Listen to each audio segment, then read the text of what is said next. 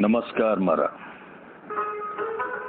स्वामी हरकाग जी महाराज, या जिनको हम प्यार से हरब महाराज कहते हैं, उनकी जीवनी लिखने के लिए बहुत सारी किताबें कम पड़ जाएंगी, मगर आज मैं कोशिश कर रहा हूं कि उनकी जीवनी के बारे में जस्ट एक छोटा सा एक इंट्रोडक्शन ही समझिए कि वो मैं आज देने की कोशिश करूंगा। परम ज्ञानी स्वामी हरकाग जी महाराज, जो डिस्ट्रिक्ट कुपवारा कश्मीर के एक छोटे से गांव बमहोम के मूल निवासी थे। उनका पूरा नाम श्री हरिराम दर था, मगर उनको भक्त लोग हरबब के नाम से ज्यादा जानते हैं। हरबब जी महाराज 1903 यानी बसंत संवत 1960 कृष्ण पक्ष त्रयोदशी को एक साधारण से दर खानदान में पैदा हुए। उनके पिताजी एक छोटे से किसान थे। स्वामी हरबब महाराज के परमार्थ का रास्ता मां भगवती ने बड़ी ही छोटी आयु में ही शुरू किया था। कहते हैं कि कॉलरा की बीमारी ने पूरे कश्मीर में हाहाकार मचा रखा था और स्वामी जी भी कॉलरा की बीमारी के शिकार हुए। उस समय उनकी आयु यही कोई 5 से 6 साल की थी। उस समय इस बीमारी का कोई उपचार भी नहीं था। हरबब को भगवान के भरोसे छोड़ दिया गया और उनकी हालत दिन ब दिन बिगड़ती जा रही थी।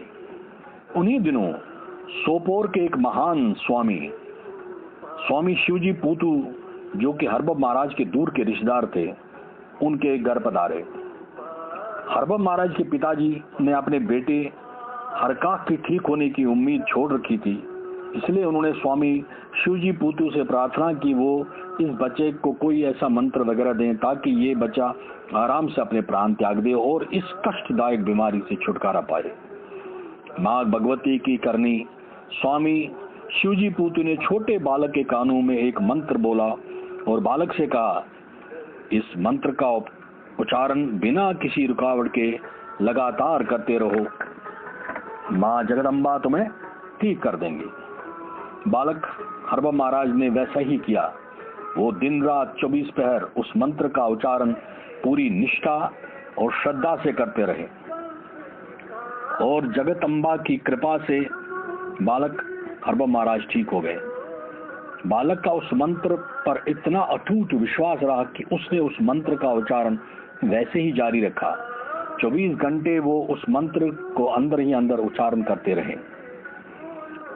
करीबन 1 साल के बाद हरबब महाराज, जो बालक के रूप में थे, स्वामी शिवजी पूतू से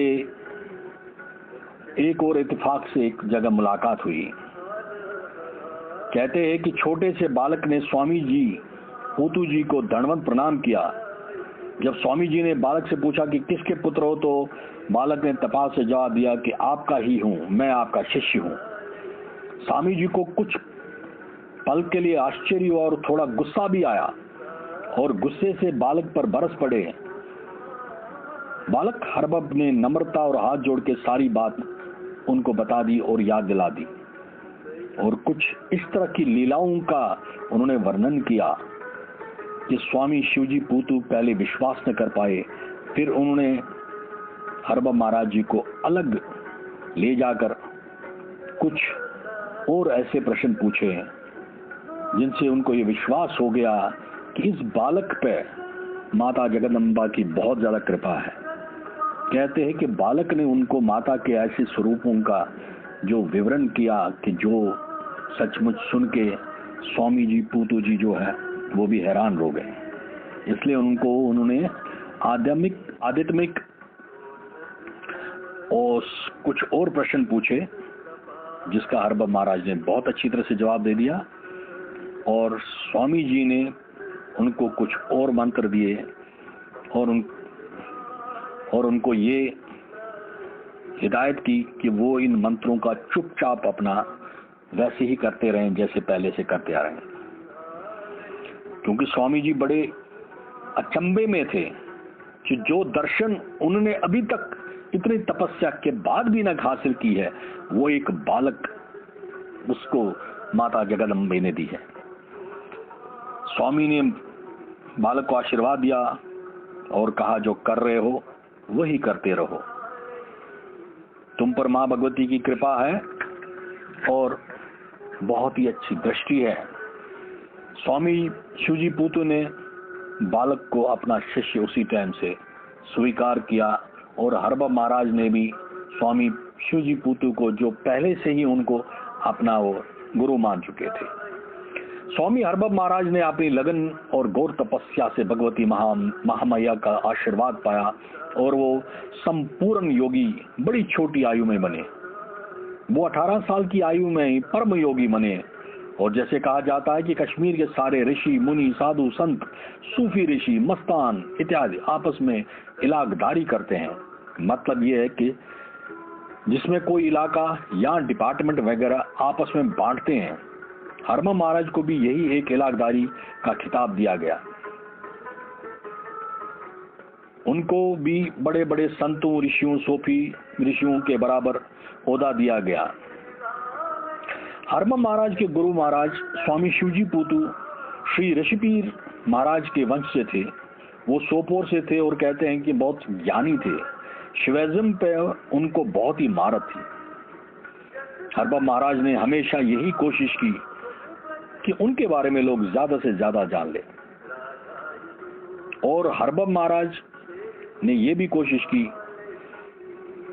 कि अपने बारे में वो ज्यादा छुपाते रहे।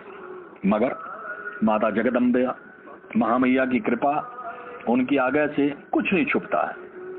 कश्मीर के महान संत मस्तान श्री श्री कशकाग जी महाराज, जो मणिगाम में विराजमान थे, उन्होंने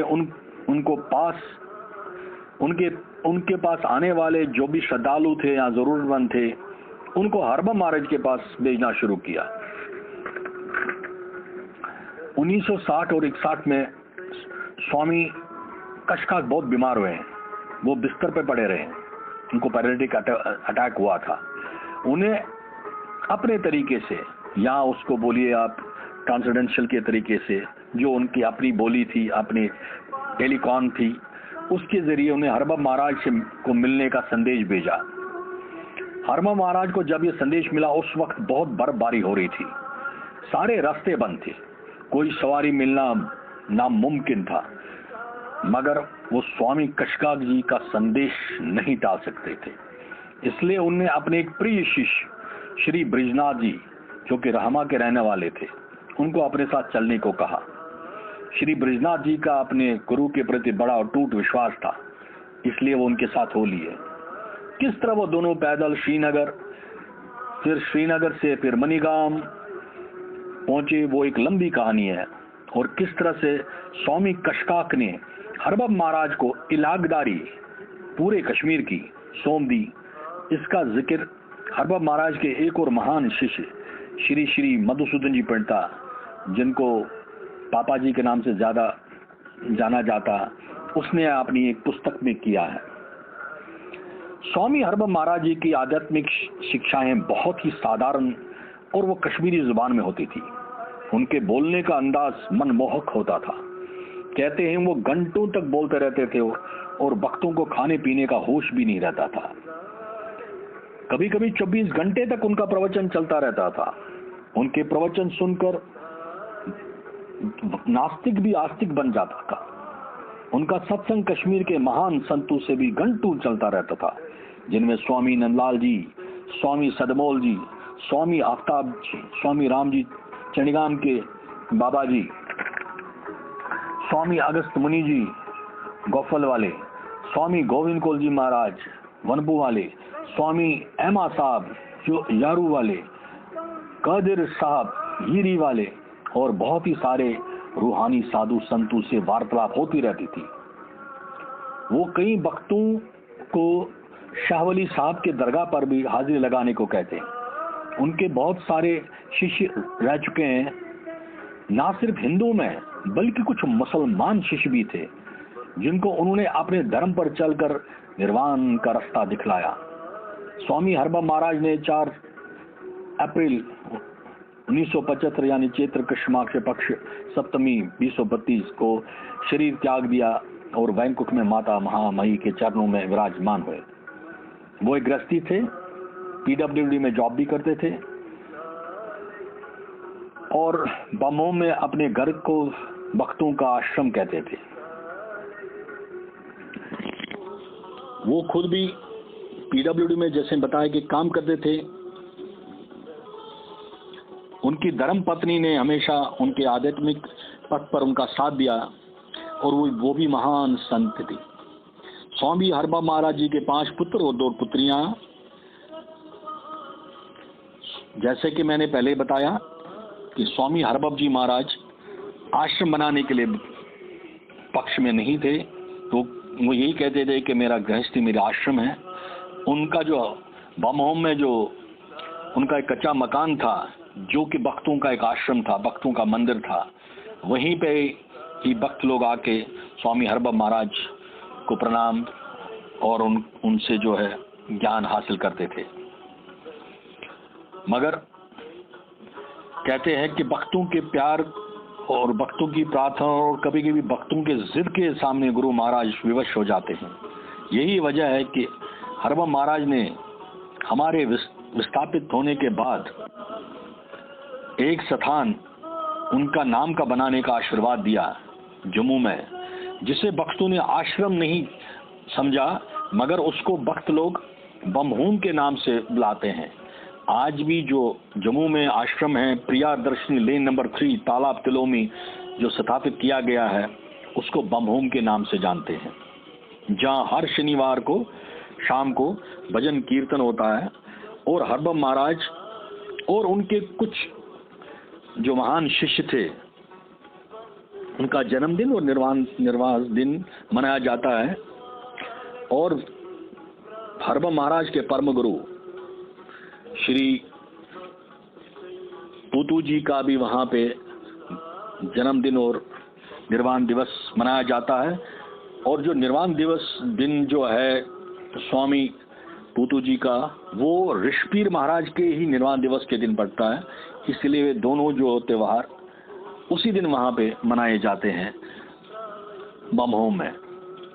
उसकी देखरेख हरबाब महाराज ने अपने कई शिष्यों के जिम्मे सौंपी है और सबने मिलकर ही इस बमहोम जो स्थान को बनाया है, सब भक्तों ने मिलकर बनाया है।